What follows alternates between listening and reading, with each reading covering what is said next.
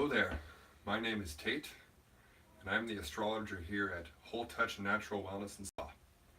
And I'm here today to talk to you about the astrological transits that are going on in the sky. I have a paintbrush in my hand because it signifies the ability for us to interpret and create our lives the way we want them to. Astrology is really awesome because it gives us more of an outline and an illustration as to what is more possible at a certain time, what influences are more dominant, what ones are less possible. So I'm going to illustrate the general themes and the general structures and the general suggestions the universe is giving us right now to create our lives into the best potential we could possibly have for ourselves and everybody else. To start here, we have Jupiter in the sign of Sagittarius. Jupiter's home sign is Sagittarius. So they both represent the same type of thing. Jupiter represents knowledge, wisdom, optimism, faith, luck, good fortune, learning, religion, faith in a higher power. Sagittarius represents those exact same things. And when Jupiter comes into Sagittarius, there's much more of an awareness of our beliefs, living by them. There's much more optimism to be found within ourselves, within the paradigms and structures of learning and wisdom that we found throughout our lives. When Jupiter's there, Jupiter's very happy. And Jupiter wants to expand and grow and evolve based on this knowledge. Because Jupiter and Sagittarius are all about optimism and faith and hope, they're very expansive planets and signs. Jupiter is the most expansive planet. It grows things wherever it goes. It's very big. Physically speaking, Jupiter is one of the biggest planets in the solar system, and it shields the Earth from asteroids. So you can think of Jupiter as almost the same way. It's almost like your shield. So right now, there's a shield to be found in our belief systems. There's a shield to be found in the wisdom and the knowledge that it means there's a confrontation, a push, a motivation, a somewhat of a aggressive force being pushed upon this planet. And the planet that's doing this to Jupiter, of growing, of evolving, of learning new knowledge and sharing that knowledge with other people, is Neptune in Pisces. And Neptune is almost like Jupiter in many ways. It's about knowledge and it's about optimism. But Neptune takes that to a whole other level. Neptune sees no boundaries between anything.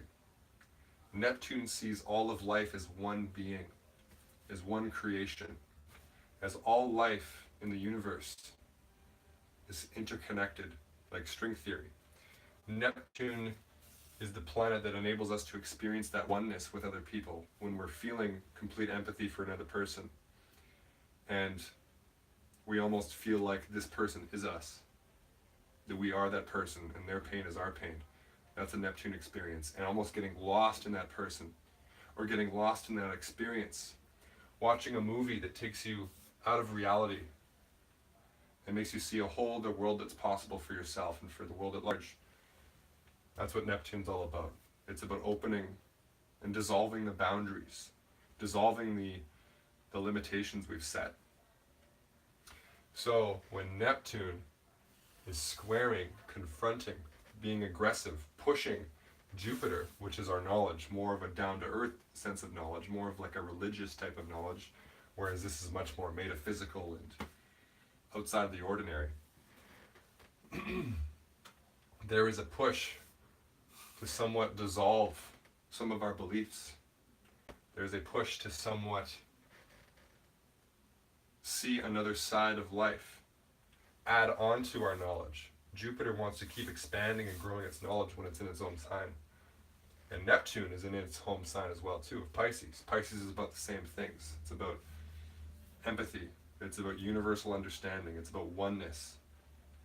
So there's this strong push to dissolve any kind of preconceived notions we may have about other religions, about other philosophies, about other belief systems that may not sit well with us. Jupiter in Sagittarius is very expansive and very positive and optimistic, but it can be a little bit stuck in its ways. Sagittarius has the negative polarity of being very preachy and being kind of this way is the only truth. And Jupiter there kind of expands that tendency. However, Neptune in Pisces sees all things as connected. It sees all things as one with the universe, as one with God, as one with the universal creator, whatever you want to call it, with Allah, with Hashem, whatever you want to call that force that ignites life. Neptune sees that in everything, whereas Sagittarius can only see it sometimes in one thing, and then it expands and it bravely ventures into life in that sense. Anyways, to sum this all up, there is a push for us to open our minds even more and to find the joy and the happiness within it, to find the bravery and the confidence to go out and live our lives based on this truth and allow ourselves to somewhat dissolve preconceived notions we've had in the past. This is going to be going on from January 17th to February 10th. So there's going to be a long period here where we're going to have this influence of this opening of our minds to new beliefs, new possibilities. It's also a good time to dream, but the dreams may be somewhat unrealistic. But it's okay, because if you shoot for the moon, you'll land among the stars. Moving on from here, we have Venus. Venus is the planet of pleasure, of beauty, of luxury, of harmony, of balance, of all things sweet, sensual, and delicious, wonderful. It's relationships. It's romantic pleasure. It's sexual experience. It's eating tasty foods. It's driving a luxurious car. It's seeing the beauty in the world. It's feeling happiness. It's feeling joy. Venus is related to Aphrodite, which is the goddess of love. Venus represents all those things in our lives. And it's in a triangle aspect with another planet, which I'll talk about right away. Trine is when things are very harmonious, smooth flowing. There's a natural give and take, a natural harmony between the planet that is trining it. It's when planets are at 120 degrees with each other. Trine relationships, they work together very naturally, very cooperatively. It's very easy. A natural flow. It's like, you want this, I want that, perfect. We want the same thing. We can work together here. Natural ease and flow. However, what it can turn into sometimes is it can turn into a little bit of laziness and a little bit of not taking it, kind of taking it for granted, not really appreciating the smoothness and ease that's available. And the planet in question that's trining it is Mars. Mars is the planet of action, of aggression, of doing things, of simply just exerting energy, of fighting, of taking what we want or acting upon what we want, asserting ourselves, being independent, doing anything. It's the energy that allows us to just move. It's sports energy. It's war energy. It's all those things combined into one. And again, with all these things, it's the paintbrush. You can choose how you're going to use it, but know that every action has a consequence. The law of cause and effect is inescapable. So when these two planets are in a trinal aspect with each other, we have a lot of energy to pursue beautiful things, pleasurable things, joyful things. This can be relationships, this can be starting a new relationship or having fun with the current relationship. It could also be creating something, creating a work of art. Venus is beauty, luxury, and art. Beautiful things. This is the energy to make it happen. There's a lot of energy right now to make beautiful things, so beautiful relationships, to experience pleasure, to experience joy, to experience beauty in the world. There's a natural, effortless flow, and it's going to be going from January 17th to January 28th. And both of these planets are in fiery signs. So there's a lot of passion. If a new romantic relationship is on the rise in your life, it can be a very passionate time right now. Very, very strong amount of energy you're going to probably feel in regards to it. Or any kind of creative project, or any kind of beautiful work of art you're making. A lot of passion involved right now. Venus is in Sagittarius, same sign as Jupiter. Sagittarius is all about expansion, truth, knowledge. There's pleasure to be found in knowledge, in wisdom, in expanding and growing, and being brave with life, acting on faith, finding a relationship that you may not know to be the most practical thing, but you feel by your faith and your intuition that it's right, that this is a thing that can lead to joy and happiness for me or the other person. So right now there's a lot of love for that kind of thing, a lot of love for evolving ourselves or for expanding our horizons. So Mars is an Aries. Aries is the home side of Mars. Mars loves Aries. Aries and Mars are very similar. Mars is about action, doing anything, asserting yourself, being, somewhat aggressive, getting angry, or just doing something, just working out, or just yelling, something like that. Playing sports, any kind of thing that involves exertion and energy and strength, dominance. Aries is about similar things. It's about acting. It's simply just about being active, doing things, just doing this, doing that, and functioning from gut instinct, from impulse, to go just do anything you want to do, just to go over here, do this, do that. Aries is the most active, hyperactive sign. Just wants to do things now. Functions on impulse. Doesn't necessarily have many plans. It just wants to act. Just wants to do something without really thinking. So Mars and Aries is like boom, boom, boom. It wants to just jump around and just do this and do that. It's fired up. Venus is attracted to finding truth, philosophy, beauty in philosophy, beautiful relationships that can help each person grow, or making art that reflects profound truth. Mars is like, yeah, let's do it. Let's do it. Let's make something like that happen. Let's start this relationship. Let's create this piece of art. Let's experience this pleasure together. So this is a very, very nice aspect to be having right now. January 17th to January 28th. Now to the next aspect, we have Mars again, which is still in Aries, but it's a square. We all know what square was before. Square is 90-degree angles, and you can think of it as like the corner of a table, sometimes jabbing out and being hard to really move smoothly and effortlessly. Imagining moving a table through a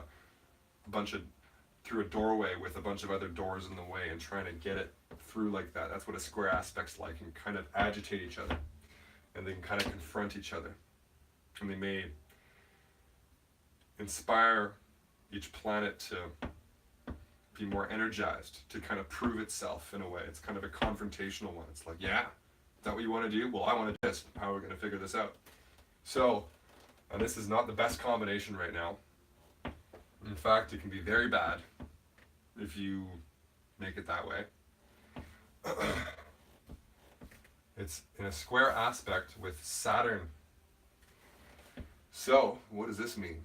Saturn is the old man, is the authority, is the head honcho that sets all the boundaries and all the rules, that sets the tasks we need to do, that disciplines us, that teaches us the harsh lessons of life. It gives us limitations and obstacles that we must overcome.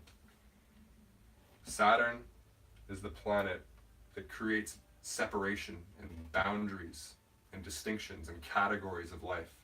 It's the divider. Saturn is related to laws, to rules, borders, to categorizations, to loneliness even too. There's elements of Saturn that are related to that. Saturn represents all things that are seemingly negative. But the thing with Saturn is that all those things are in place for us to really exert ourselves, discipline ourselves, and push ourselves to our limit. Saturn is the tester. It's like, yeah, you think you have everything figured out in life, you think you've made it. Well, I'm going to throw this challenge at you again and again and again. And I'm just going to push you to your limit. I'm going to make you the best version of you that you could possibly be. But I'm not going to be nice about it. I'm going to be very, very harsh about it, usually. But when you overcome Saturn's tests, Saturn rewards you with long-term success, with strong, nearly unbreakable achievement, status and recognition and power and money, whatever you want it to be. Or just power for the good, which is what I recommend. Saturn is in the sign of Capricorn, which is its home sign.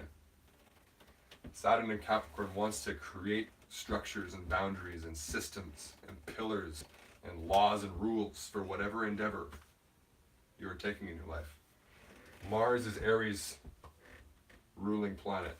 Saturn is Capricorn's ruling planet. Both those planets are in their home signs. However, when they're in a square aspect with each other, they can get into some trouble.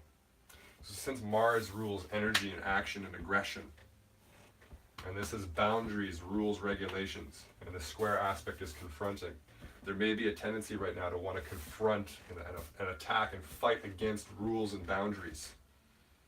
You may see that in some people. There may be some kind of authority clamping down on you, or some kind of structural system, some kind of pillar of behavior or thinking or working that is kind of constraining Mars and Aries. It wants to just act on everything, but sometimes too much. Mars and Aries can be almost too aggressive. It can be too over the top. And then with Saturn and Capricorn in here is like, whoa, whoa, whoa, hold it there, buddy. You got to plan this stuff out. You can't just act willy-nilly on everything. You can't just run around and do this and do that and without any plan. There's got to be some kind of plan. Capricorn is all about plans. Plans for practical success in life, for achievement, for making something strong, a strong reality that you can live within, that others can live within, that you can achieve lasting success and happiness in life. Saturn and Capricorn is like testing everybody with that right now. So it's a good time to really like set goals, set plans. And it's forcing Mars to then direct all this energy into acting on them. So even though there's all this beautiful creativity and romance and passions easily achieved right now, there's still going to be a pressing need from January 17th to January 27th to direct all this Martian energy, this volatile, impulsive, energetic faculty we have towards achieving these things, towards focusing on our goals. It's going to hold us down and maybe even more aggressive, and we may get really angry. With the square aspect between these two planets, it can get very nasty sometimes. It can be very aggressive. Mars can get really pissed off. And Saturn doesn't really care. It's like, this is the way it is, man. You got to work hard at stuff. You got to work hard to achieve things in life. So direct all that energy. Don't get mad at me. You know, hopefully some people don't, attack figures of authority. That can be one thing that can happen with this, or get very angry with them. But that's just the nature of what is going on right now. So use it as best as you can. Remember, it's a paintbrush. You make of it what you will. Moving on from there, we have another aspect here. This is a very, very positive one. Sometimes a little bit too positive.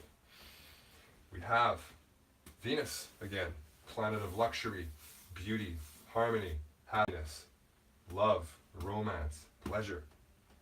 All those nice things in life, the joys of life. Conjunct. Conjunct means together, joined together, synergized, made one. Jupiter.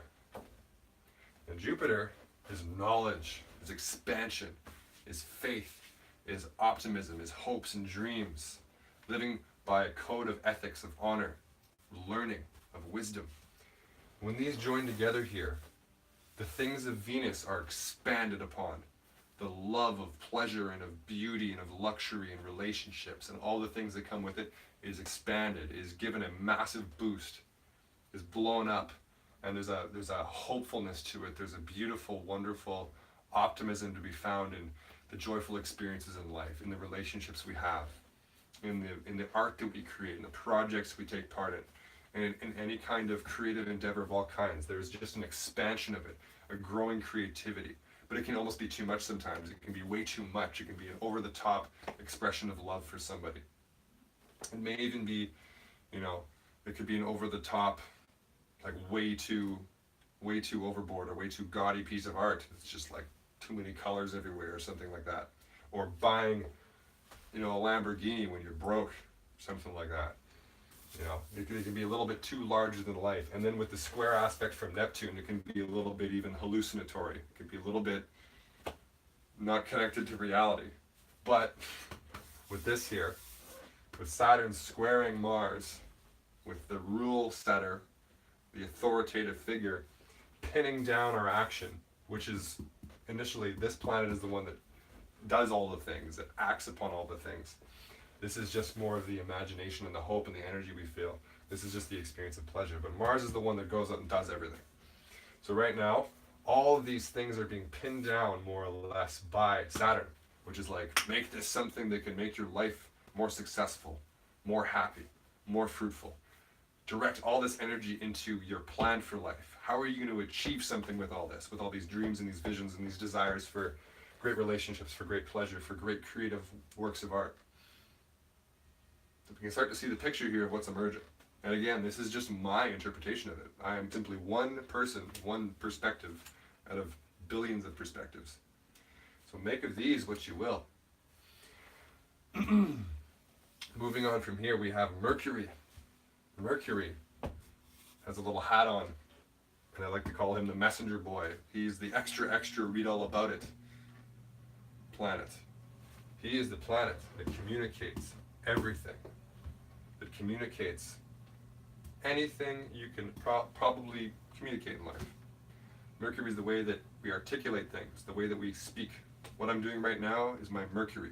This is the way that I'm speaking. So Mercury writes, Mercury talks, Mercury logically deduces too. Mercury forms ideas and concepts.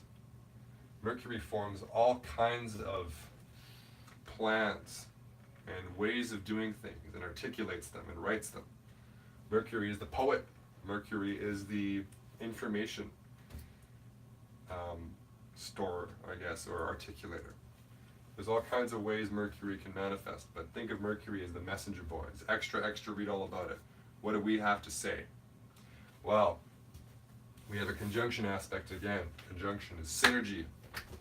And then we have Pluto conjunct Mercury for a period between January 17th to January 19th. So today until Saturday. And not a very long time, but whoa, it's a powerful aspect.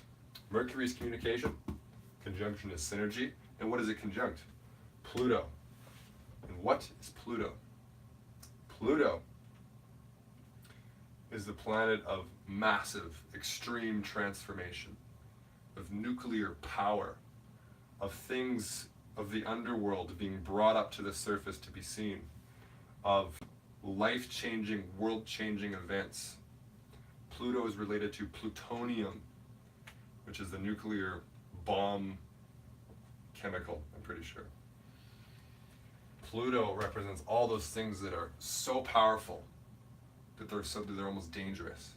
So you have to have extra care with Pluto. Pluto can completely destroy a whole country, or it can completely transform it. Pluto is the supreme creator and the supreme destroyer. It's like a reset button. It just goes, poof. It unveils something that is so powerful, so potent, that it'll either crush somebody or completely inspire them, transform their lives, change them. And right now, Mercury, messenger boy, Pluto, right together. Our communications for the next 2 days are going to be very powerful. There's important things to be talked about right now. Powerful things, powerful subjects. Very, very transformative topics and words are going to probably come out of our mouths, are going to be in our minds. We're going to be thinking of these things. And these are both in Capricorn. So again, it's all related to those Saturn things of achieving, of organization, of planning, of structure, of status, of wealth, of making something of ourselves in life.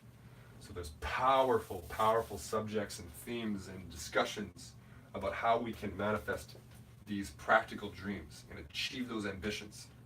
So we're going to be talking about the nitty-gritty, the imminent realities of life for ourselves. What are the most pressing issues that no one wants to talk about are going to be brought up. That's what's recommended. And the words that we say are going to have more of a force to them, more of a power. We can transform people with our words, or we can destroy their emotions with it. So be very careful about what you say. The topics are very intense. So be very careful about how you deliver them, because this can be one of the most transformative, powerful potential possibilities between these planets, or you can ruin friendships with what you say. You can ruin relationships because you're saying something too harshly. So be very careful. Always direct it towards achieving those goals, but keeping in mind the grand dreams, the grand wishes, and the ability to make them a reality right now. That's the key with this. And then, finally, I mentioned this last week, and I was going to talk more about it this week. We have the super blood wolf moon eclipse. And whoa, what is that? Well, on January 20th, late January 20th, so around 9 o'clock, until the early morning hours of January 21st, we're going to be having this super blood wolf moon eclipse. And what exactly is an eclipse in a super blood wolf moon? Well, the sun, which represents our inner light, the illuminating force, the illuminating, guiding presence and power for all of us, the theme of what's going on in the world, is going to enter Aquarius.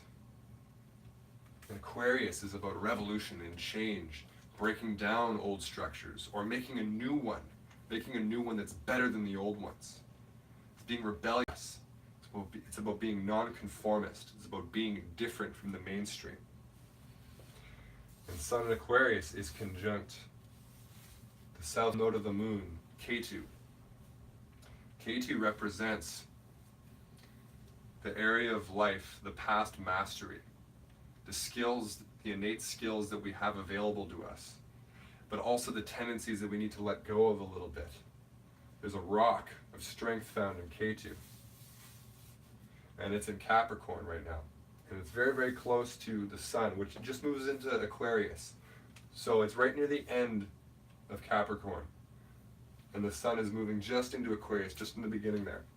So there's this combination, there's a strong strength to be found in our inner guidance for how to achieve things in life. That's what's going on with this. But now there's more of an awareness of how to be different. How not just, because Saturn and Capricorn can be a little bit by the book. They can be almost too traditional, too conservative, too willing to conform to how things have been done in the past, to how mom and dad did it, and to follow the book. Aquarius is like, I'm not following the book, I'm making my own book. I'm doing something that no one's ever seen before or done. So there's a strength to be found in the organizing, planning skills right now of what we can do and how we can achieve things in life, but also with more of a powerful bent on doing things a little bit differently, but revolutionizing these old structures. So that's the one aspect of it, and that's the conjunction, right? These are conjunct together. But then we have an opposition, and we haven't gotten to this aspect yet. Opposition is when two planets are opposite sides of the solar system towards each other, and Earth is right in the middle. And we're pierced with that. We're pierced with that conflict. And it's almost like an unsolvable conflict sometimes. It's like a teeter-totter effect. And when the sun is opposite the moon, what do we get? We get a full moon. We get a big, bright, shining moon. The sun is completely shining its light on it. But what are these planets here? And this one right here, which I'll talk about right away. These are the eclipse points. Those are the points that revolve around the Earth in relation to where the sun and the moon are, as to where an eclipse would be. But only when the sun and the moon are joined together with one of them, or are opposite together with them, do we get an eclipse. So this one right here is like a full cup. It's a cup that's completely full, and it's Ketu, it's the south node of the moon. This is where the strength lies right now. This is where we're almost bored with doing these things. We know that we have we have resources and capabilities and a past experience in history too, just throughout human history, of achieving things and being very structured and driven to succeed and achieve wealth in our lives. Ketu is all about, it's this reservoir of skill and strength, but it's a cup that's full. So there's not really much else we can do with it. We can just use the gifts that come with it and move on to something else here. So with Ketu, we want to take the strengths of it, but we want to sometimes disown some of the bad qualities of it.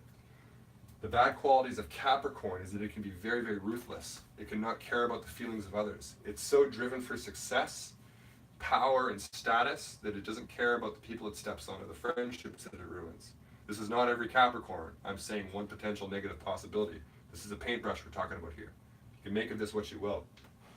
But now, we have this conjunction here, and it is opposite the moon. So the opposite of Aquarius is Leo. And these signs are very interesting in connection to one another.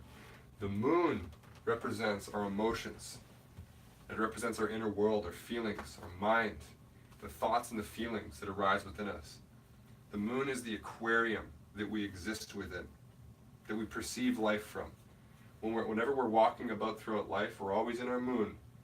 And our moon is bringing up all kinds of feelings in front of our eyes. It's like an aquarium, and we're seeing it through the lens of the aquarium. We see a little fish swimming by, a little thought, or a feeling emerges, or a memory emerges.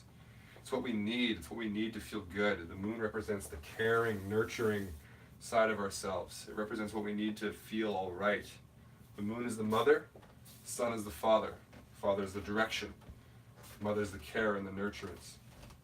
It's also our personality. It's also our imagination too. And the moon is entering Leo. And these planets are both in the beginning signs, the beginning of these signs, of the beginning of the Aquarius, the beginning of Leo.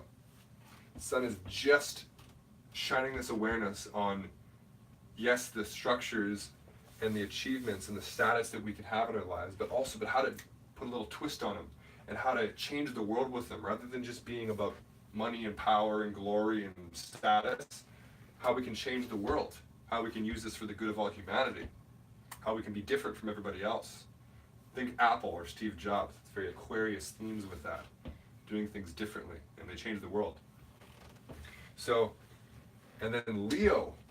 Leo is not really that interested in being humanitarian as much. There is Leo tendencies to be very joyful and giving, but it's not really interested in being too much of a rebel. Leo is more about attention and vividness and drama and magnanimousness and being on the stage, being seen, letting itself shine. And the moon is conjunct Rahu. Rahu and Ketu are the eclipse points. Ketu is the full cup of things, of skills that we have, a strong ability to use right now, but a needing to let go of it. Rahu is the empty cup that cannot be satisfied enough with the sign that it's in. It keeps wanting more. It is being pulled towards that, inevitably. This one is like a mountain that we've climbed a million times. This is the sliding down the mountain that we're being sucked into. Against, well, not really against our will, well, sometimes, but it can be a little bit scary with Rahu. Rahu pulls us into new territory. It creates new things in the world. Rahu is now in the sign of Cancer. So there's a pull right now to move away from the aggressive, the ruthless, achievement-oriented, fatherly, masculine-oriented methods of succeeding in the world, and moving more towards the maternal, feminine side of the emotional strength that you need and the emotional support that people need. There is a pull here to experience that, to experience the more of the feminine nature. And we can see that right now in the world. There's a shift from the masculine, patriarchal, dominated societies and moving more towards the feminine, emotional, understanding, caring, and intuitive side. And Rahu is going to continue to be in Cancer for a long time, so it's somewhat just beginning. But it's been going for a while. So there's a pull towards understanding the emotions that drive us to help us achieve things. We have the plans and all the abilities. That's what this is all about right now, especially with Saturn being there. And some of us may not have those abilities right now, but we do have the resources capable of doing that. However, the universe wants us more to focus on the emotional side, the emotional strength that we need to achieve those things, how we can nourish ourselves and connect with our feminine natures inside, to connect with more of our emotions that can fuel us towards achieving those dreams, rather than just focusing solely on the practical, dry aspect of it and ruining or stepping on relationships and bonds of love that have brought us there in pursuit of power and glory. But this is, Cancer is all about the love, the maternal love, the motherly love of being engaged with our emotions. However, the moon is not in Cancer when this full moon is going to happen. The moon is in Leo. And what is Leo? Leo is about expression. It's about vibrant, dramatic, charismatic, magnanimous expression of self. Leo is the guy or girl that wears, rainbow colored pants and walks down the street and just loves the attention he or she gets. Just loves it. Adores the attention. Doesn't matter what it is. Doesn't matter what the attention is, good or bad. The attention is all that counts. And the vibrancy, the vividness of expression is what Leo craves. Leo is related to celebrities and fame. And it's more connected to the public, what it wants, what the public generally expects and needs. Aquarius is more about what the public has no idea really is possible and rebels against the public. So there's an interesting dynamic right here. The sun just moved into the beginning of Aquarius. The moon just moved into the beginning of Leo. So right now, there is going to be an explosion January 20th, late January 20th to early January 21st, of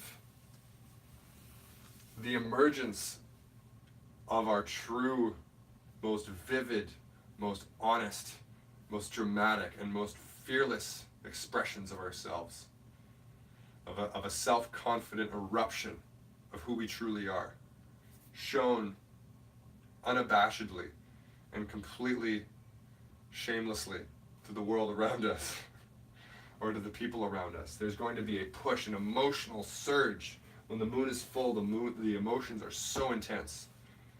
The moon controls the tides, pulls the tides higher. So when the moon is full, our bodies are 70% water. Our emotions are going to be, and all of this is directing us to then express ourselves, to let it out whatever our inner selves are, our truest inner self.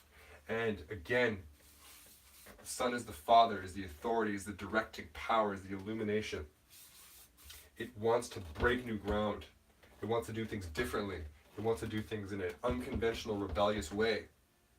Leo on its own is almost just kind of like the TMZ, Paris Hilton type of star or celebrity. That's Leo on its own in a negative sense. Leo's also lots of other things. But with Aquarius there, with Aquarius sun being there, directing the moon to express itself in a completely unique way, in a wild, completely rebellious, unconventional manner that's true to itself. Aquarius wants to be true.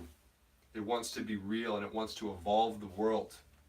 So with the Aquarius, with that unconventional rebelliousness and expression of self, we have rebelling against the conformity and the patterns and the structures and the rigid limitations we've experienced in our past of who we think we are, and expressing our truest, real inner natures.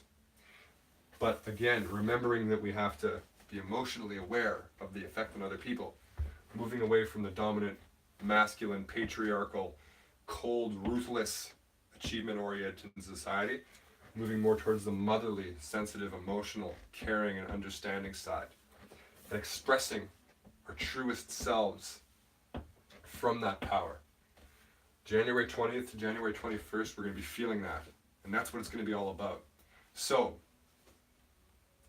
and again, with all this creativity here, there's going to be so much creativity, so much passion, so much, potential romance to be found in this, and just letting it all out. But it's all about siphoning it into some kind of tangible, practical plan that it can be made a reality. Bring these dreams back into reality, and to talk about, intense things. But that's going to be actually before this eclipse right here. So it's all about the creative expression of ourselves, the truest, honest expressions of ourselves, and what we can create out of it, how we can serve the world better, how we can serve ourselves better, how we can add something new and amazing to the world based on our truest, real expressions of self, connected with our emotions to truly what we feel inside. That's what's going to happen. And that's what you have, the paintbrush ability to make manifest in your life. However, with a full moon, be very, very careful. Because of this, because it's a super blood wolf moon, and it's a full moon, and then the moon's in Leo, people can probably go crazy from this. They may express themselves in a very bizarre, crazy way. There may be people losing their minds, freaking out. So Be careful where you go. I wouldn't go to a place that's, naturally volatile when there isn't a full moon. Because during a full moon, it'll be even more so. It's a blood wolf moon, right? So this kind of howling lunatic may come out of some people. So I recommend maybe staying in a safe place at a home, but allowing these dreams and these visions and these imaginings to shine and just to let all this creativity loose. But then synthesize it into something practical that you can achieve something in life, that you can direct towards the successful achievement of your dreams and your wishes by being an unconventional, unique, non-conforming expression of who you truly are. But be careful where you go, and be careful not to confront or do any kind of thing that will upset you deeply, because the emotions will be really high. So be very careful. Anyways, guys, this was my summation of the astrological transits that are currently floating above our heads. I hope you enjoyed it, and I hope you're inspired to make a reality based on it. And I'll see you again next week. Thank you. Bye-bye. Oh, one more thing I forgot. At Whole Touch Natural Wellness and Spa, I'm going to be doing live astrology readings on the computer through a program called Zoom. So if you want to have me read your chart, not just the transits that are going on in the sky, but what tendencies are ingrained within you, so you can create more of a picture of who you truly want to be. To create more of a picture, more of a vivid, satisfying animation and illustration of what your potential is. We can now do it online. You don't have to actually come into the store. So you can message us or call us at Whole Touch Natural Wellness and Spa, and we can organize this. Thank you guys. Have a great day.